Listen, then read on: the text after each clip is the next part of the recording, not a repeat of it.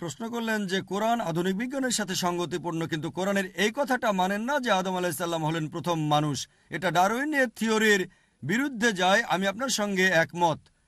কোরআন ডারউইনের থিওরির সাথে একমত নয়, কারণ ডারউইনেরটা হচ্ছে থিওরি। কোরআন বলছে যেগুলো ফ্যাক্ট, কোনো থিওরি বলছে না। আর যদি ডারউইনের বই পড়েন,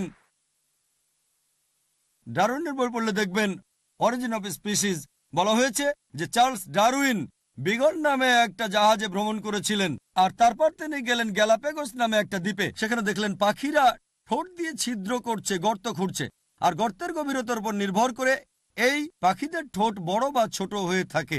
এই পর্যবেক্ষণের উপর ভিত্তি করে তিনি প্রাকৃতিক নির্বাচনের থিওরি উপস্থাপন করলেন। তবে বন্ধু থমাস থম্পটনকে লেখা চিঠিতে তিনি বলেছেন যে থিওরির পক্ষে আমার কাছে 100% প্রমাণ নেই।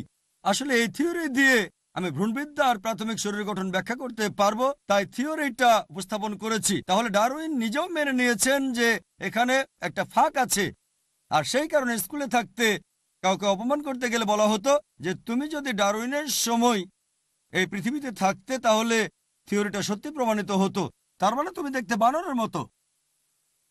তাহলে এটা একটা থিওরি, এটা মোটেও ফ্যাক্ট না। আমি এমন কোনো বই পড়িনি যেখানে বলা হয়েছে ফ্যাক্ট অফ এভলিউশন। এটাকে বলা হয় থিওরি অফ এভলিউশন। আর এছাড়াও এটা পিপিগ্রাসের মত অনুযায়ী তিনি বলেছেন যে এখানে অনেক বেশি কল্পনা করা হয়েছে সামান্য কিছু আবর্জনার ভিত্তিতে, আর মনে করা হচ্ছে আমাদের বিবর্তন হয়েছে বানর থেকে। এখনকার বিজ্ঞান বলে 4টা স্টেজ। প্রথমটা অস্ট্রালোপিথেকাস, সেই বরফ যুগের, তারপর ক্রোম্যাগনন, নিয়ান্ডারথাল। এদের মধ্যে এখনকার বিজ্ঞান বলছে কোনো রকম সম্পর্ক নেই, আর এমন কোনো প্রমাণ নেই যে আমরা এসেছি বানর থেকে।